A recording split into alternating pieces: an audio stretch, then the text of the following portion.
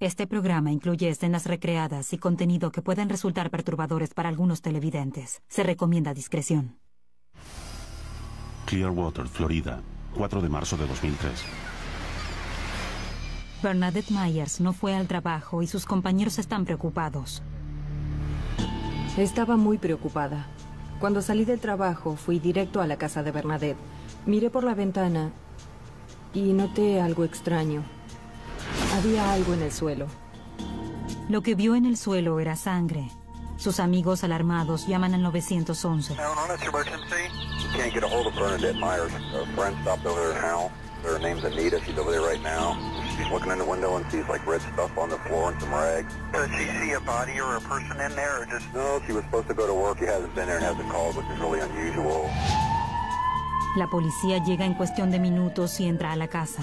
Siguen el rastro de sangre desde la cocina hasta la habitación y hallan a la mujer de 53 años muerta en el suelo, víctima de un homicidio. Tenía cinta adhesiva alrededor de uno de sus tobillos, en sus muñecas, y también había 2 cierres plásticos alrededor de su cuello, ajustados con mucha fuerza. El caso no presenta muchas pistas, excepto por un reloj que está desaparecido. Teníamos una foto del día anterior a su muerte, en donde se la veía sosteniendo a su nieta y llevaba puesto su reloj. Hallarlo podría conducir al asesino. Teníamos una fotografía tomada justo el día anterior a su muerte. Parecía algo casi divino. No podíamos evitar sentir escalofríos. Los detectives están a punto de comenzar el caso más difícil de sus carreras. En mis 19 años de servicio en la oficina del sheriff, jamás había visto un homicidio tan brutal como este.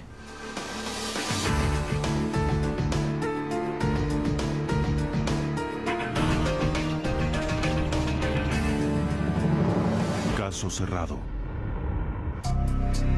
El vigilante. Los ayudantes del sheriff del condado de Pinellas cercan la casa de Bernadette Myers y comienzan a buscar pistas. El oficial que ingresó a la casa vio sangre en el piso de la cocina y en algunas alacenas de ese sector de la casa. Sus zapatos estaban en el suelo como si hubieran volado tras un golpe. Aquí en este lugar fue donde ocurrió el ataque. Había sangre en todas las alacenas y mucha sangre en el suelo. El asesino la golpeó varias veces hasta que ella cayó. La escena del crimen era brutal y violenta. Estaba aterrorizada por la violencia de lo ocurrido en la cocina de Bernadette. Nada en esa casa justifica la brutalidad del crimen. Su tocador estaba revuelto. Había ropa interior y calcetines sobre la cama. Incluso algunas prendas en el piso de la cocina. No sabíamos con certeza si el asesino buscaba efectos personales, dinero, joyas, o si tenía alguna clase de fetiche por las prendas íntimas. No lo sabíamos. No pensé que fuera un crimen sexual porque Bernadette estaba vestida. Lo primero que pensé fue que el asesino quizá esparció esas prendas como para poder establecer un móvil en el crimen. La unidad de ciencia forense llega para analizar la escena. En la cocina noté marcas de que habría sido arrastrada, una marca muy larga.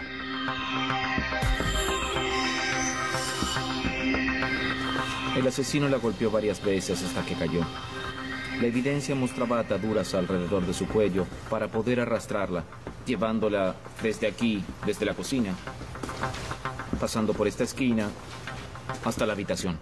El espacio era tan reducido que no pude examinarla bien en la escena.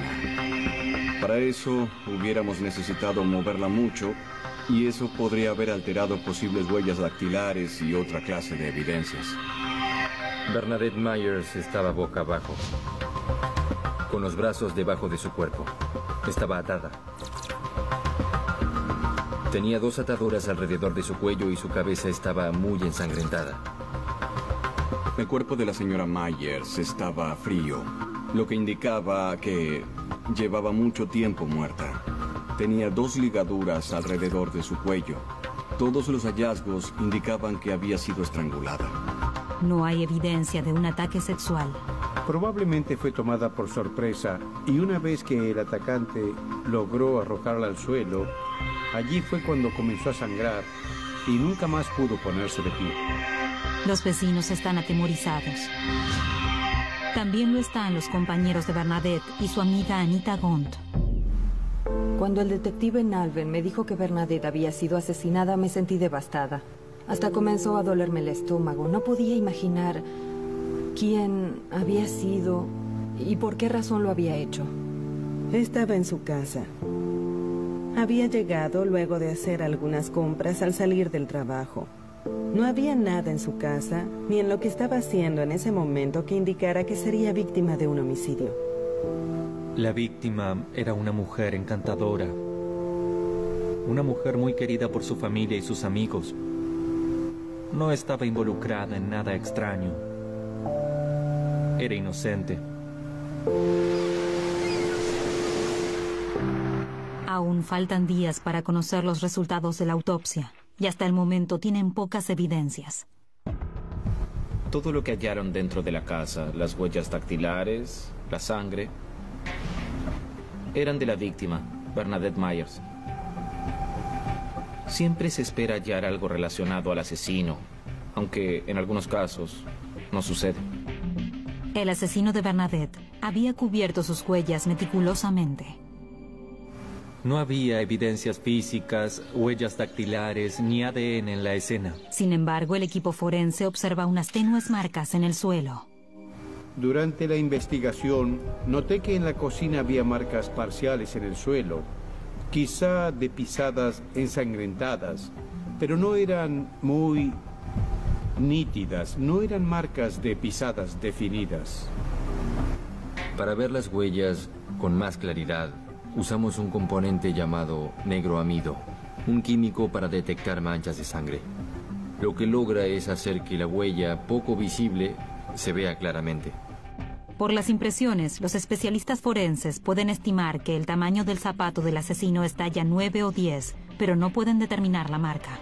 No era una huella completa desde el talón hasta la punta del pie. Por lo tanto, no pudieron decirnos con exactitud a qué modelo de zapato pertenecía. Al inspeccionar la casa, ven que no hay señales de entrada forzada, lo que sugiere que Bernadette conocía al asesino. No había puertas forzadas en la casa, ni ventanas rotas o abiertas. Tenía el presentimiento de que posiblemente el asesino conocía la casa y que quizás había estado allí anteriormente. El auto de Bernadette no está. El contenido de su bolso estaba sobre el tocador y sus llaves y su auto estaban desaparecidos. Pensábamos que tal vez habían usado su vehículo para irse de allí, para alejarse de la zona lo más rápido posible. Ingresan los datos del vehículo en la base de datos nacional de vehículos robados. Los detectives interrogan a los vecinos, familiares y amigos. Es muy importante establecer una línea de tiempo. ¿Qué hizo ella ese día? ¿A dónde fue? Si se contactó con alguien que tal vez la amenazó de alguna forma. Los investigadores reconstruyen las últimas horas de Bernadette. Pudimos determinar que el lunes trabajó normalmente y luego fue a una consulta médica.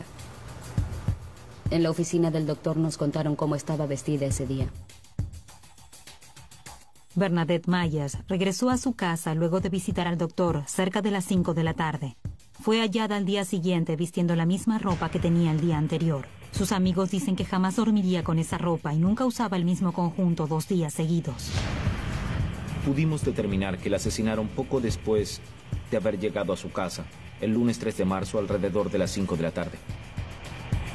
2 días después, encuentran el auto de Bernadette. El vehículo fue hallado en una tienda de venta de autos usados, ubicada a 2 cuadras de su casa. Había sido estacionado y abandonado allí. El auto es confiscado como evidencia. Llamamos a los forenses para que investiguen el exterior del vehículo. Revisamos el área cercana al estacionamiento, como los contenedores y los arbustos. Incluso subimos al techo de la tienda para asegurarnos de que no quedaran restos de evidencias. Teníamos la esperanza de hallar evidencias adicionales en la investigación que nos condujeran al asesino. Se investigó el vehículo en busca de rastros de fibras, cabellos, sangre y ese tipo de cosas. Los expertos forenses son optimistas. Se encontraron rastros de sangre en la palanca de cambios, en el asiento del conductor y en el suelo cerca del acelerador y el freno. Pero la sangre no sirve para identificar al asesino. El laboratorio analizó la sangre y descubrió que era la sangre de la propia víctima. A los investigadores se les hace difícil hallar evidencias. De pronto, una sorpresa. Un individuo caminaba por el callejón con una correa plástica en la mano. Parece que en la ciudad hay ciertas personas fanáticas de las correas plásticas. Bernadette Myers, una madre muy querida que no tenía enemigos, fue golpeada y asesinada por estrangulamiento en su propia cocina. Bernadette Myers era una mujer de 53 años. Hacía 23 años que trabajaba en Honeywell International, en donde inspeccionaba partes utilizadas en el transbordador espacial. Su familia la describió como un ser con sentido del humor, muy extrovertida, alguien que siempre disfrutaba cualquier reunión familiar. Era una mujer amable, alguien que cualquiera querría como vecina. En el trabajo era muy enérgica, todos la querían, siempre hacía bromas. Luego del trabajo regresaba y se ocupaba de su casa. Nadie puede entender por qué la mataron. Fue un crimen brutal. Bernadette Myers no era la clase de persona que se relacionara con alguien capaz de matar.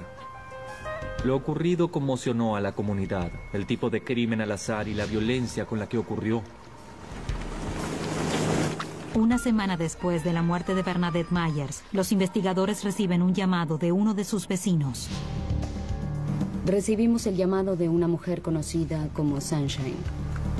Dijo que creía tener información de la persona que había matado a Bernadette.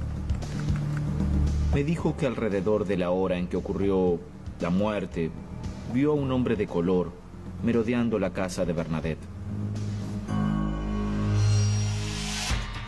Es una pista prometedora. Habían arrestado a un hombre de color por robo al norte de la casa de Bernadette. Fuimos hasta allí porque había ocurrido cerca de la casa de Bernadette y porque había un robo de auto. Sabíamos que habían robado el auto de Bernadette Myers de su casa luego de matarla. Todo parece coincidir. Los detectives visitan al hombre en la cárcel. Por supuesto, seguimos esta pista para averiguar si esta persona estaba involucrada en la muerte de Bernadette. La detective Vauban y yo nos reunimos con el sospechoso e intentamos interrogarlo. Sin embargo, él no quiso hablar con nosotros.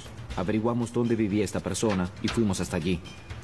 Revisamos su casa, su garage y recogimos algunas cosas de su garage. Un cierre plástico y cinta adhesiva. Pero no todo es lo que parece. El tamaño de sus zapatos era más pequeño que la muestra que teníamos de la huella ensangrentada. También supimos que hacía trabajos para una empresa en Tarpon Springs. Eso era lejos como para sospechar que habría ido desde allí hasta la casa de Bernadette Myers con la intención de cometer el asesinato. Era muy frustrante. No teníamos a ningún sospechoso en este caso. Hablábamos mucho. Intentábamos averiguar qué haríamos luego. Judy. Hola. Investigamos a muchas personas que podían estar involucradas en este caso. El ladrón no era el asesino, pero los ciudadanos de Tampa Bay se sienten atemorizados por el feroz ataque al azar. Si viviera junto a alguien que fue asesinado y supiera que el crimen fue hecho por algún familiar, un amigo o un conocido, estaría menos preocupado que si fuera un crimen al azar. Porque con un crimen al azar, yo o algún ser querido podríamos ser la próxima víctima.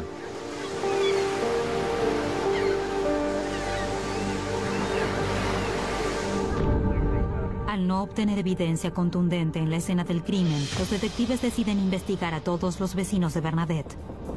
Luego, en un callejón, ven un sospechoso con un cierre plástico en la mano. Un sargento se cruzó con un individuo en un callejón detrás de la residencia de la víctima.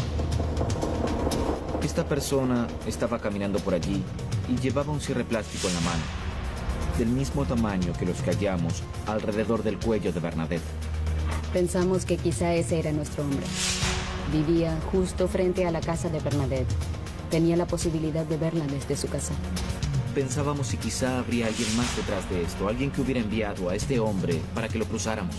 En aquel momento pensábamos en muchas posibles teorías. ¿Podría el asesino de Bernadette haber caminado directamente hacia las manos de los detectives? Él accedió a ir hasta su casa. Sin oponerse, nos entregó el cierre plástico. Pensábamos que quizá intentaba pasarse de listo y que por eso cooperaba tanto. Pero pronto deben descartar al hombre del callejón. Tenía una coartada concreta sobre dónde estaba en el momento que ocurrió el asesinato. Otro callejón sin salida. Con los únicos potenciales sospechosos descartados, los detectives se reagrupan. Nalven vuelve a la escena del crimen con la sobrina de Bernadette y su hijo. Caminamos por la casa de Bernadette Myers con su sobrina y su hijo, con la esperanza de que pudieran ver si allí faltaba algo o que me dijeran si había cosas que no le pertenecían a ella. Mientras recorrían la casa, su hijo notó algo. Dijo que ella tenía un alajero de madera sobre el tocador, que ya no estaba allí. Y no era algo que habíamos tomado para analizar. El asesino debió haberlo tomado.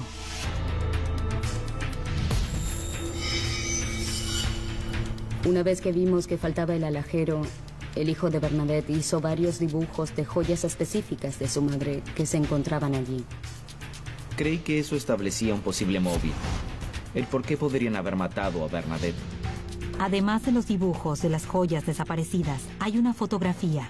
En este caso, la sobrina de la víctima fue maravillosa. Fue muy paciente en todo el proceso y nos pudo brindar una prueba verdaderamente importante. Una foto de Bernadette que ella misma tomó en una reunión familiar el fin de semana anterior a su muerte. Bernadette me dijo que la había pasado muy bien. Habían ido a Ocala, todos juntos, en familia, pero no pudo contarme más. La sobrina de Bernadette tomó fotos en la reunión familiar. Su sobrina me dio una fotografía que tomó cuando fueron a Ocala. Y en esa fotografía, Bernadette llevaba un reloj marca Anne Klein de 2 colores, dorado y plateado. En la fotografía se ve claramente.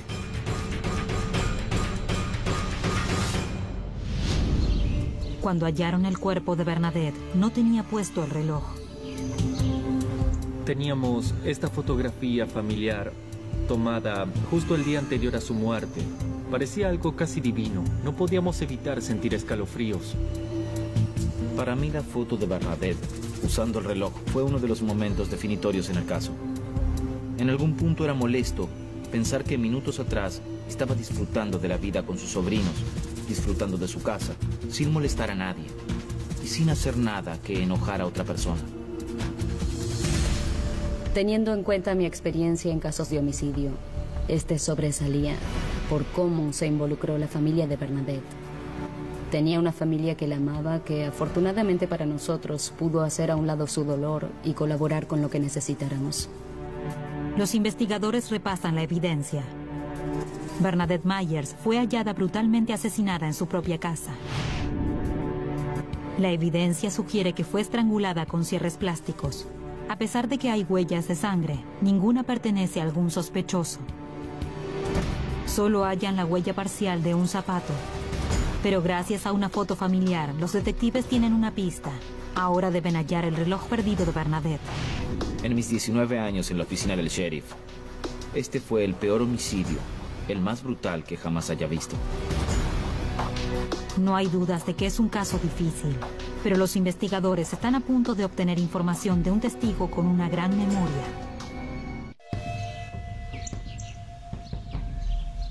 Pocos días después del crimen, los detectives creen que el móvil de la muerte de Bernadette fue el robo. La búsqueda del asesino se centra en hallar el reloj y las joyas desaparecidas. Nos enviaron muchas fotos. Algunas de ellas fueron tomadas en ese viaje familiar a Ocala, en donde Bernadette tenía puesto un reloj que no pudimos hallar en su casa. También nos dieron otras fotos en las que tenía puestas diferentes joyas.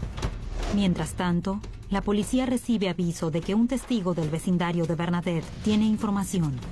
Fui a Bond Auto Sales, que está ubicado a 138 metros al oeste de la casa de Bernadette, del mismo lado de la calle, y me reuní con Robin Eversole, una empleada. Eversole les dice a los detectives algo intrigante. El día de la muerte de Bernadette, había un hombre en el estacionamiento. Me dijo que estaba esperando a alguien. Yo le dije que estaba bien. Me pareció algo nervioso. Luego de hacer unas compras, Robin regresó al trabajo y vio que el nervioso hombre aún seguía allí. No volvió a hablarme.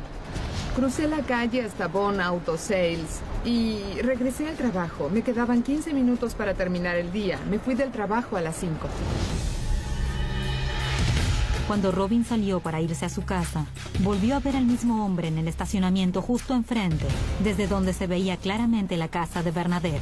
En ese momento volvió a hablarme y me dijo que estaba cansado de esperar.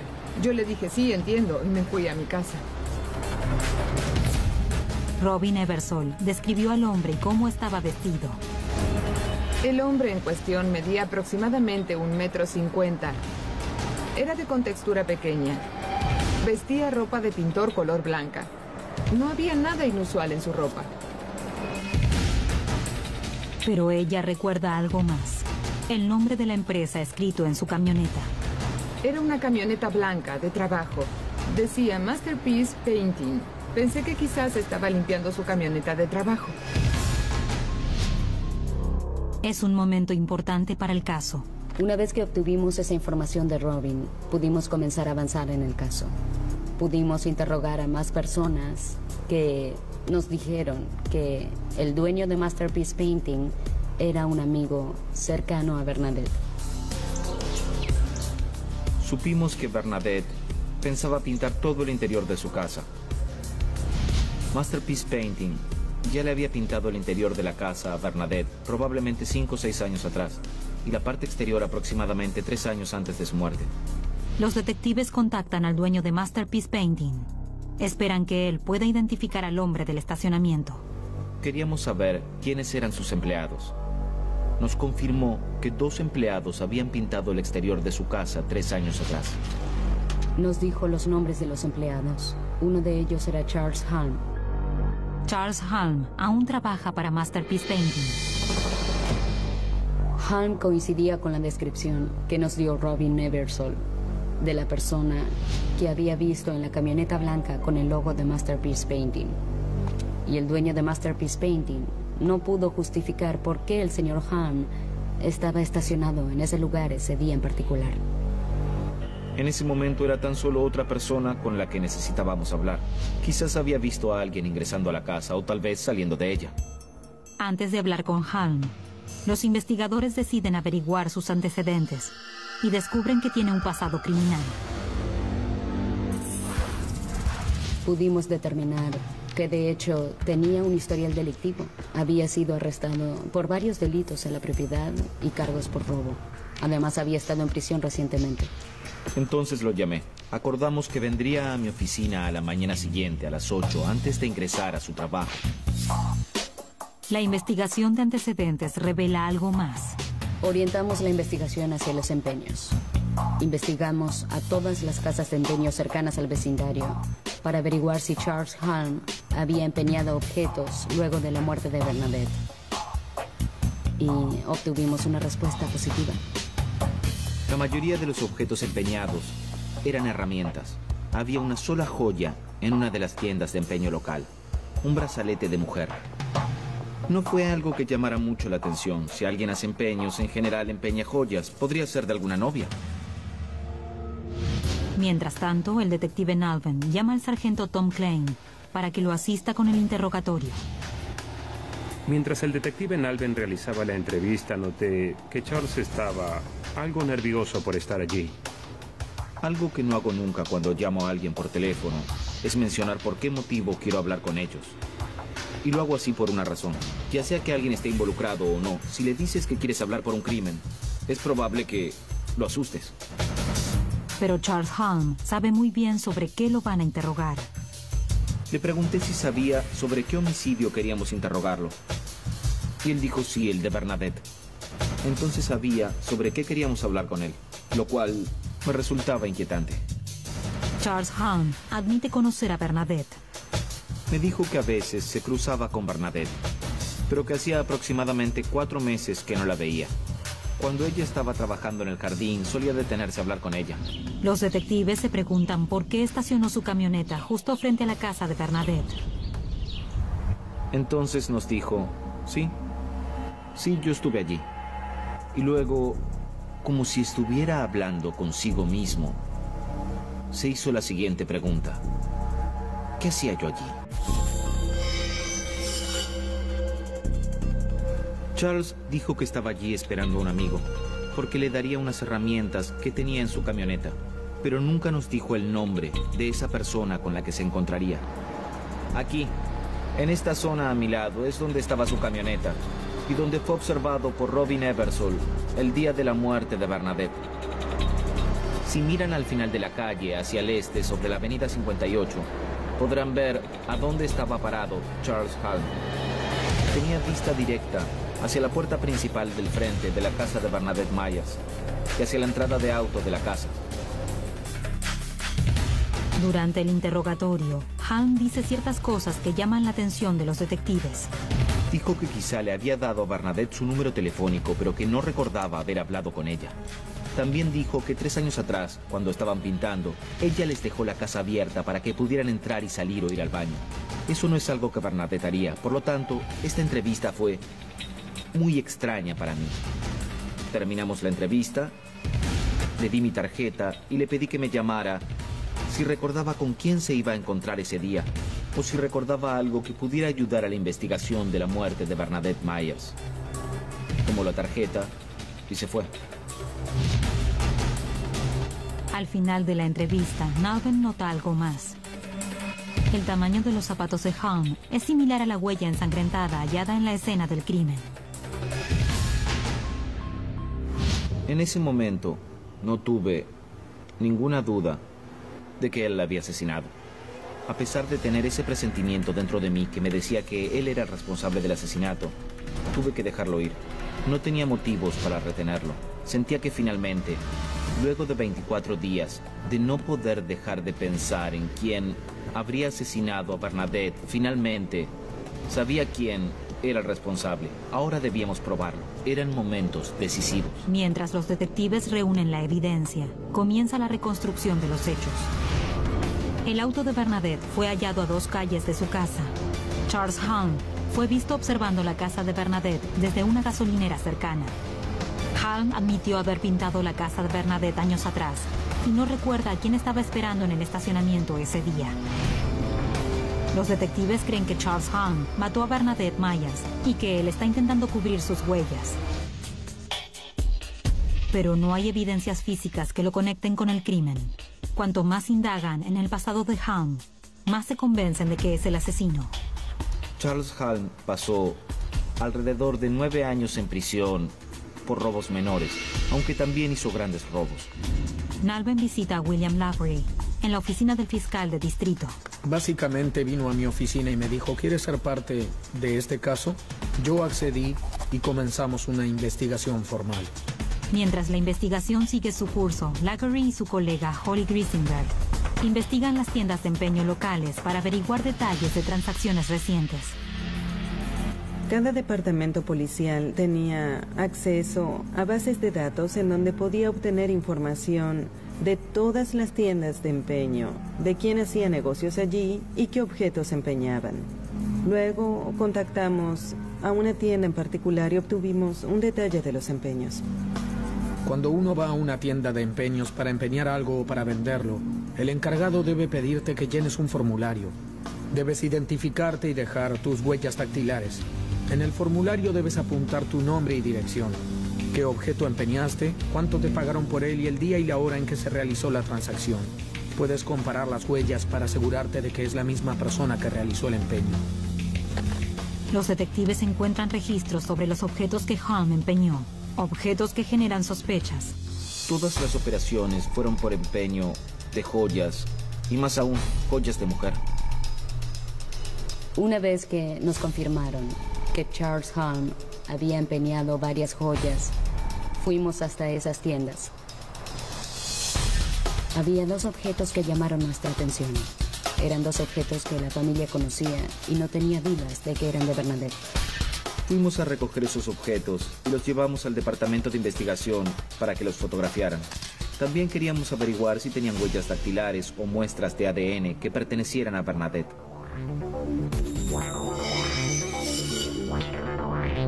Someten a pruebas de ADN a una de las joyas, un anillo de coral. El ADN hallado en el anillo coincidía con el ADN de Bernadette Myers. Sin dudas pudimos determinar que era el anillo dibujado por Christopher Myers y que de hecho pertenecía a la víctima, Bernadette Myers.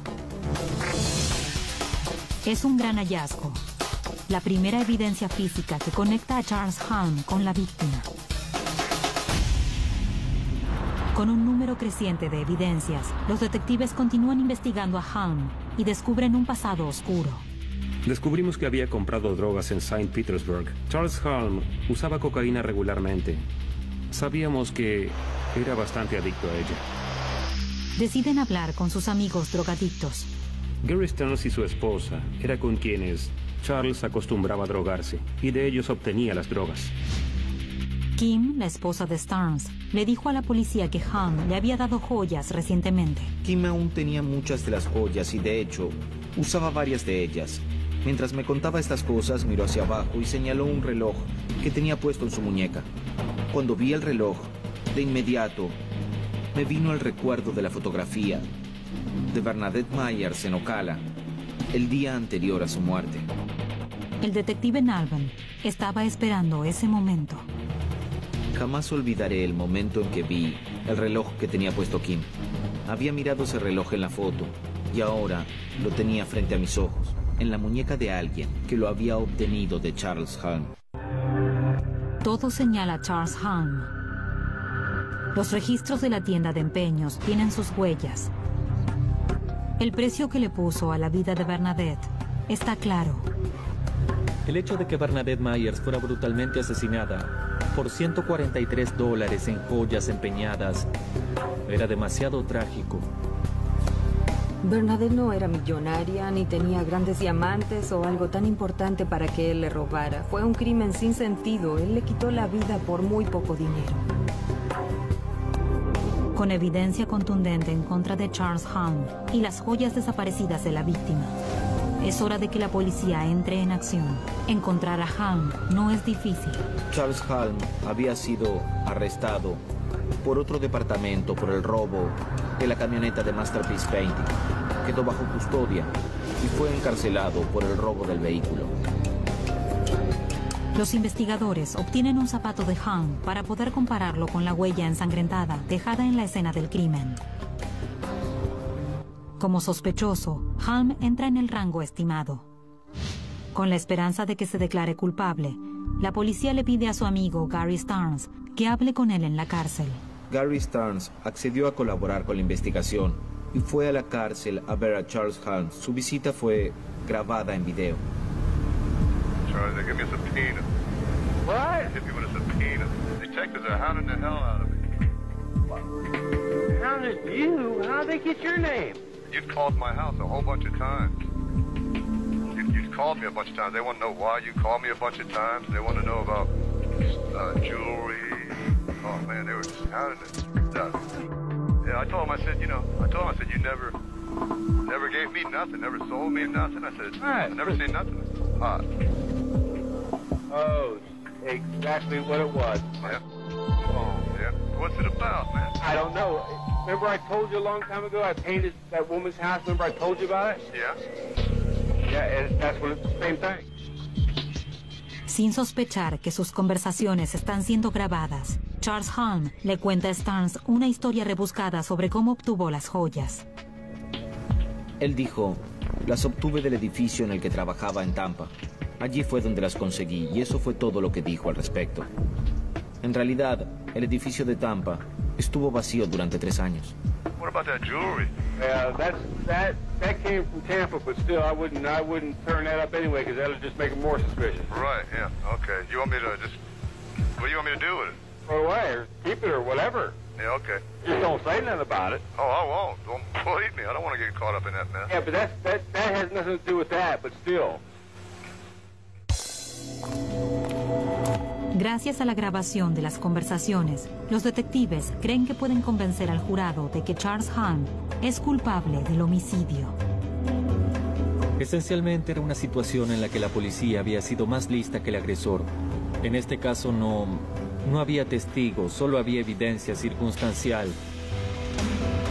Pero gracias al buen trabajo de los detectives, pudieron arrestarlo y probablemente lo llevarían a juicio. Mientras los fiscales preparan el caso, arman una línea de tiempo de lo ocurrido esa noche. Pienso en él allí sentado, vigilando su casa, por más de 1 hora. Si solo hubiese querido robar la casa, lo hubiera hecho. Estuvo esperando allí para poder ver cuando ella llegaba a su casa. Intentaría robarle el dinero para poder mantener su adicción. Podría asumir que ella lo dejó entrar, porque la entrada no estaba forzada. Bernadette no tenía miedo en decir qué pensaba, eso es una buena cualidad.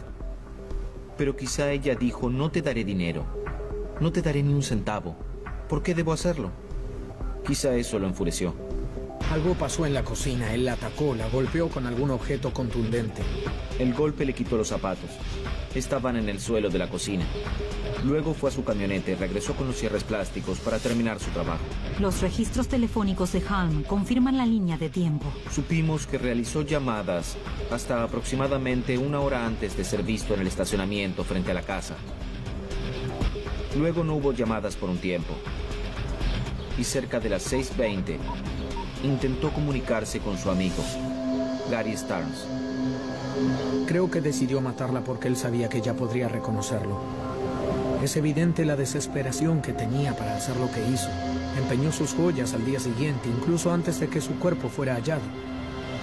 Es una gran tragedia que la debilidad de Charles Halm por las drogas hiciera que el demonio se apoderara de él y le quitara la vida a una persona inocente.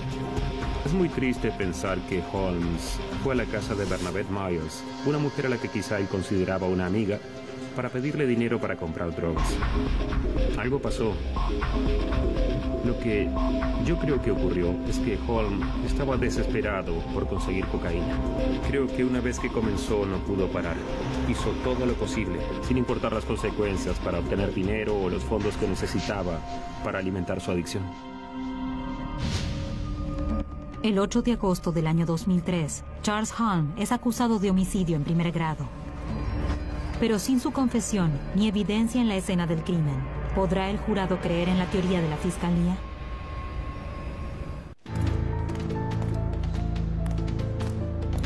Los fiscales del caso de Charles Halm deberán convencer al jurado basados en evidencias circunstanciales. Era un caso circunstancial, pero las circunstancias eran bastante convincentes. Y analizándolas desde el punto de vista de la defensa, porque creo que eso debe hacerse en casos como este, nos enfocamos en si teníamos puntos débiles. Creo que no había explicaciones razonables para probar su inocencia. El Estado sabía que cuando comenzamos el caso no habíamos hallado huellas dactilares, ni fibras, ni cabellos de Charles Halm dentro de la casa. Creo que un jurado que viera la cantidad de sangre que había en la cocina de Bernadette esperaría que el Estado obtenga una huella o fibras o algún tipo de evidencia física que ubique a Charles Halm en esa cocina. Pero los fiscales tienen una ventaja real. Ella era una ciudadana excelente. Es irónico porque a menudo en este trabajo vemos que las víctimas no son buenos ciudadanos. En este caso ella lo era. Era una mujer muy buena. Sus amigos hablan muy bien de ella. Ciertamente fue una víctima inocente en este caso. Antes del juicio, los fiscales deben decidir si pedirán la pena de muerte. En Florida existe algo llamado agravantes establecidos por la ley. Significa que antes de que el estado de Florida pueda pedir la pena de muerte, debe haber ciertos agravantes. Charles Halm tenía suficientes agravantes. Por lo tanto, pudimos pedir la pena de muerte. No había ningún atenuante en su vida a tener en cuenta. Pedimos la pena de muerte, en este caso por la brutalidad del mismo. También fue una muerte relacionada a un robo. Esta fue la primera vez que me enfrenté a un jurado con un pedido de pena de muerte. Como fiscal, la primera vez que pides pena de muerte es muy difícil. Pasaron muchas cosas por mi mente. Debes seguir las reglas sin involucrar tus sentimientos a la hora de pedir las sentencias. Yo estaba allí pidiendo la pena de muerte en nombre de Bernadette y su familia. En noviembre del año 2005, Charles Halm va a juicio por homicidio en primer grado. El juicio en este caso fue largo. La defensa decía que no podíamos probar que él había estado dentro de la casa. Intentaban culpar al ladrón que había robado en esa zona. Sin embargo, no pudieron. No importaba qué pensáramos sobre estas otras personas a las que interrogábamos en la investigación. Nada las conectaba a Bernadette. Todo nos llevaba a Charles Halm. Durante el juicio, Charles Halm es un misterio. Nunca sube al estrado en su propia defensa. Cuando subí al estrado, miré a Charles Halm. Estaba allí, sentado, sin expresión en su rostro. Lo miré y pensé, ¿cómo pudo hacerle eso a una persona inocente? Sentí odio hacia él por el brutal crimen que cometió. Al jurado le tomó menos de una hora hallar a Charles Halm culpable del homicidio de Bernadette Myers. Usualmente un juicio como este debe durar mucho menos. Parecía una novela policíaca, cuando la defensa intentaba culpar a otra persona. Creo que eso le facilitó el trabajo al jurado a la hora de tomar la decisión. Pero el jurado rechaza el pedido de pena de muerte y recomienda una sentencia de cadena perpetua. Parte del pedido del estado de pena de muerte estaba basado en sus brutales acciones contra la víctima. Cuando el doctor Doug Martin declaró, no pudo demostrarle al jurado que Bernadette sufrió. Cuando alguien golpea a otra persona con un objeto contundente, lo habitual es que esa persona quede inconsciente. Su testimonio demostró que tal vez ella estaba inconsciente cuando la ahorcó con los cierres plásticos. Si hubiera estado consciente, creo que hubiéramos tomado otra decisión. Pero no había forma de que el médico forense supiera eso. Mientras se desarrolla el juicio en una corte de Florida, amigos y familiares de Bernadette Myers le dan el último adiós. Quisiera que Bernadette Myers sea recordada como una persona amada, considerada, atenta y alegre.